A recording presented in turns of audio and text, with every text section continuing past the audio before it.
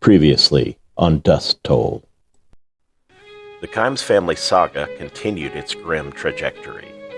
Matthew's death sentence for the Beggs murder was dramatically overturned, leading to a second life sentence behind bars. Meanwhile, Nellie, cleared of her own murder charge in the Epperly killing, found herself continually ensnared in minor arrests and public notoriety. As 1932 drew to a close, a tragic turn saw the death of another Kimes family member, this time their sister, Lovey Patton. This unfortunate event led to Matt and George Kimes being granted a second compassionate leave from prison, ostensibly to attend Lovey's funeral, with those outside the prison walls unaware that their family's turbulent path was about to culminate in another violent confrontation that would redefine their notoriety. This is Dust Toll, Episode 7, Vengeance Unveiled. The Kimes family saga, already rife with crime and tragedy, took a chilling, deeply personal turn in late 1932. Just over a month before the dramatic events of New Year's Eve, Nellie Kimes, then 22 years old, was reported to be near death in an Anadarko hospital, suffering from a gunshot wound. Initially, the story presented was one of a tragic accident. Nellie's 17-year-old sister, Jackie, claimed she had accidentally shot Nellie in the back of the neck with a .30-30 rifle while they were hunting rabbits. The sheriff investigated and determined that both sisters' accounts absolved Jackie from blame. Nellie's health improved significantly after a visit with her brothers, Matt and George, who were allowed a special leave from McAllister Penitentiary by Governor Murray to visit her in the hospital. Before long, law enforcement officials began to receive information contrary to the sisters' accident story, suggesting that Nellie's boyfriend, George Noland, had fired the shot that wounded her. It was believed that Nellie confided this crucial information to her gun-slinging kin, George and Matt, during their hospital visit. Eventually, Nellie herself would admit that Noland was the person who shot her in the neck and face, attributing the incident to a quarrel. She eventually retracted her earlier fabrication about Jackie accidentally shooting her. The revelation that George Noland had shot Nellie appeared to fuel a potent desire for vengeance within the Kimes family, particularly for Matt and George, who were already imprisoned. Noland himself was an escaped convict, a lifer serving a sentence for the 1926 murder of A.L. McCaslin at a dance, and had broken out of a prison camp in May 1932. He had been accused of participating in recent bank robberies since his escape. After hearing about Noland's role in the shooting of Nellie, it was reported that Matt Kimes had explicitly told state operative R.E. Maxey, quote, "Maxey, if you will get me out of here for a short time, I will kill that fellow Noland for you," end quote. This deep-seated grudge would culminate in a dramatic trap. Nellie Kimes would later admit that she played a crucial role, having put Noland on the spot for capture by the guards. She had pretended to renew her friendship with him, luring him into a hideout in West Seminole. Nellie also revealed that Noland had planned to liberate her brothers, offering to kill the guards who accompanied them during their leave from prison for Lovey's funeral. When she told Matt and George of this plot, they responded, "Well, he'll have to kill us when he kills the guards, or we'll go back to prison alone." Then they told their guards about the plot. George Kimes had previously sent a note to Nellie, calling Noland's plan nutty and warning her against participating, lest she be taken back feet first. Warden Sam Brown, aware of rumors of a plot to free the brothers, had assured himself of the Kimes boys' word before releasing them on leave. On December 31st, 1932, Matt and George Kimes, accompanied by two prison guards, W.C. Turner and Atwood Thompson, arrived in Seminole. They were returning to McAllister after attending the funeral of their sister, Lovey Patton, at Anadarko. Nellie Kimes, now bandaged from her wound, and their younger sister Jackie joined the group in Seminole. It is believed that the guards were tipped off to Noland's whereabouts through Nellie Kimes. Nellie led her brothers and the guards to George Noland's hideout, a two-room cottage at the western edge of Seminole in the home of Everett Riddle. As the group arrived and left their car, a pistol bullet reportedly struck at their feet. Accounts of what followed are starkly contradictory. The guards, W.C. Turner and Atwood Thompson, initially claimed that they fired the shots that killed Noland. They stated that Noland, seeing them approach, reached for his weapons and fired wildly at them, giving them little choice but to return fire. The guards claimed that they forced the Kimes brothers, who were unarmed, to walk ahead of them to the door of the house while they followed, each carrying 2 pistols. Jackie Kimes also supported this version, stating her brothers were unarmed and that Noland reached for his gun as they entered the house. However, witnesses to the event presented a drastically different narrative. Several witnesses stated that the guards stood by while the Kimes brothers laid down a barrage into the house.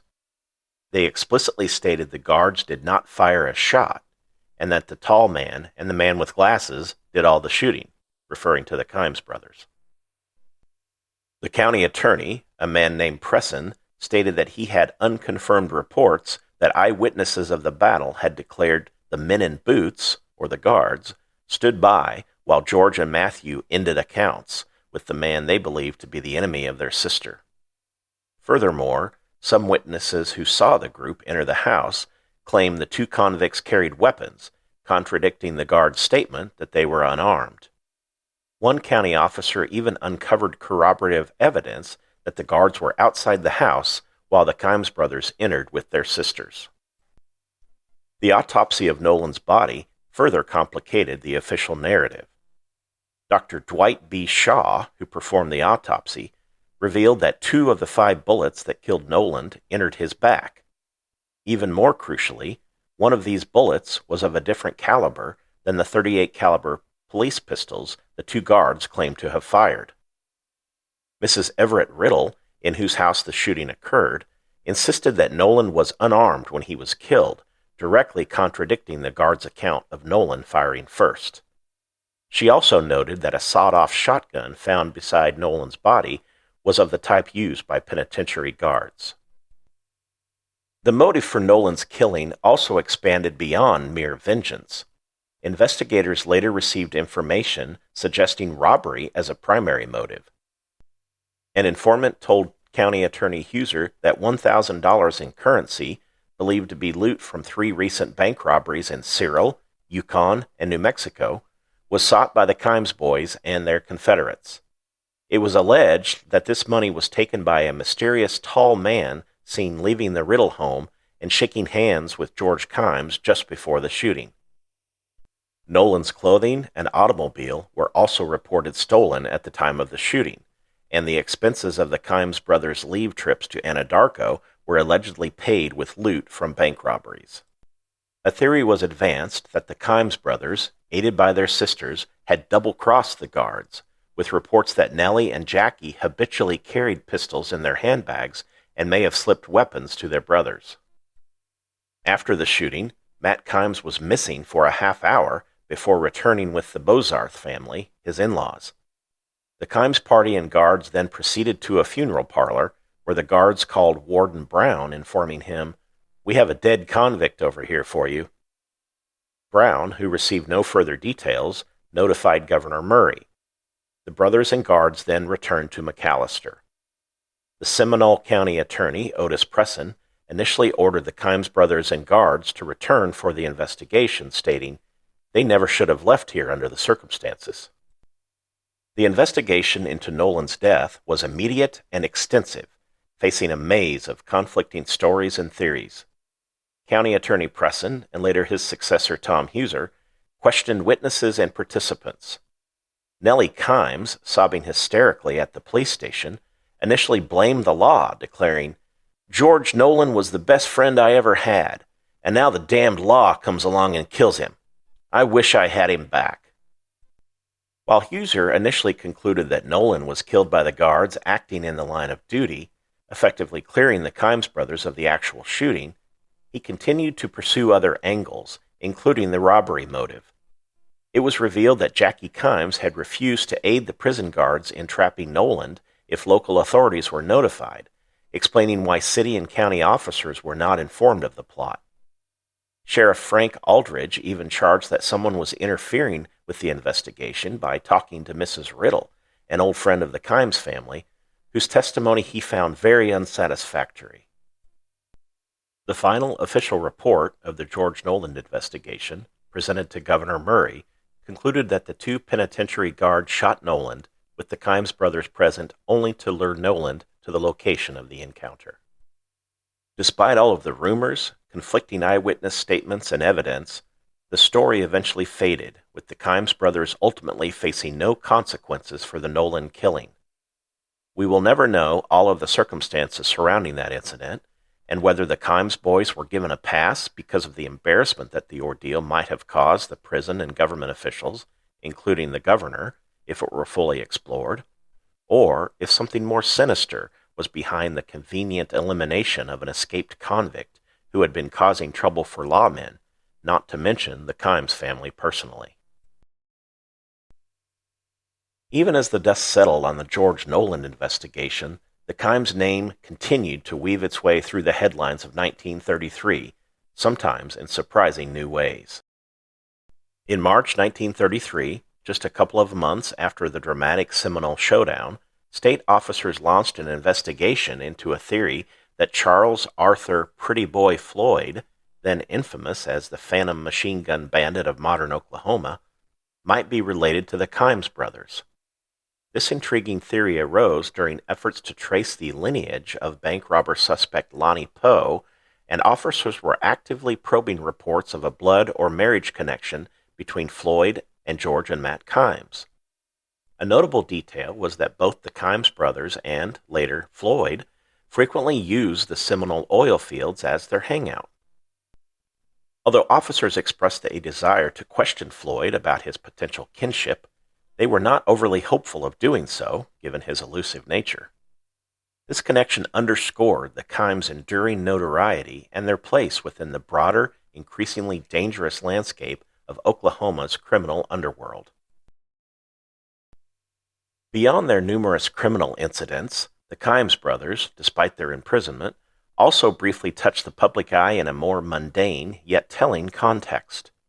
In June 1933, fans in Sapulpa were actively making arrangements to host a baseball game between the Oklahoma Convicts team and the Sapulpa Boosters.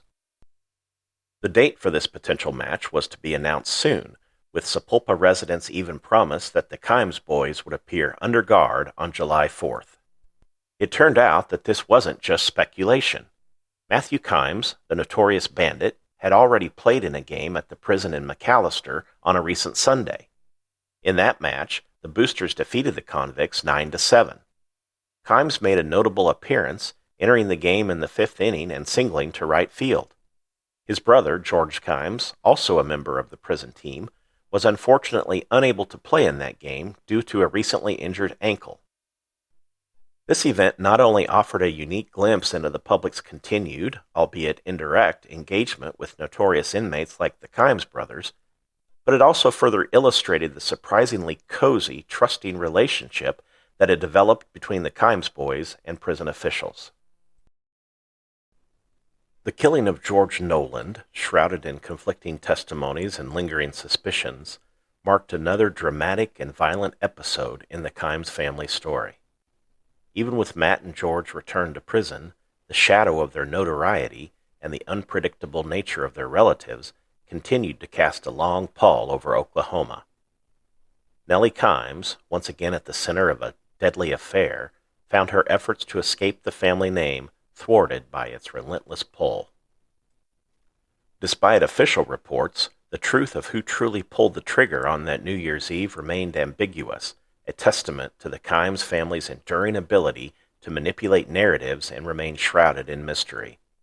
With the Kimes brothers back in their cells, and Nellie still bearing the scars of her entanglement, the public wondered, would the echoes of their notoriety ever truly fade?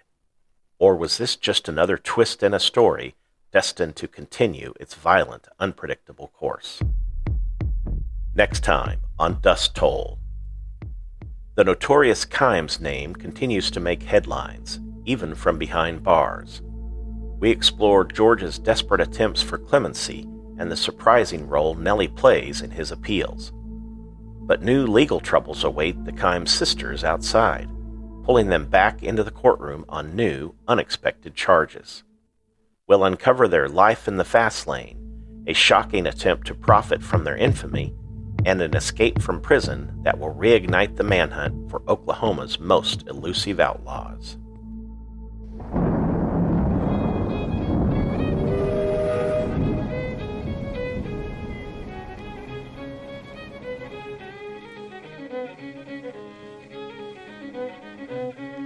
I will sing a little song, but it ain't very long, about a lazy farmer wouldn't hoe his corn, and why it was I never could tell, for that young man was always well. That young man was always well.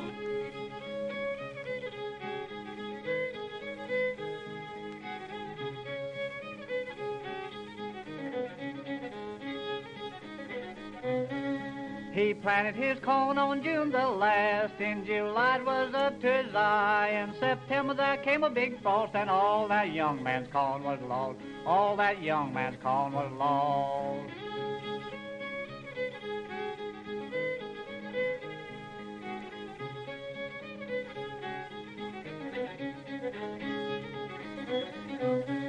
He started to the field and he got that last. The grass and the weeds was up to his chin. The grass and the weeds had grown so high, it called that poor man for to sigh. Called that poor man for to sigh.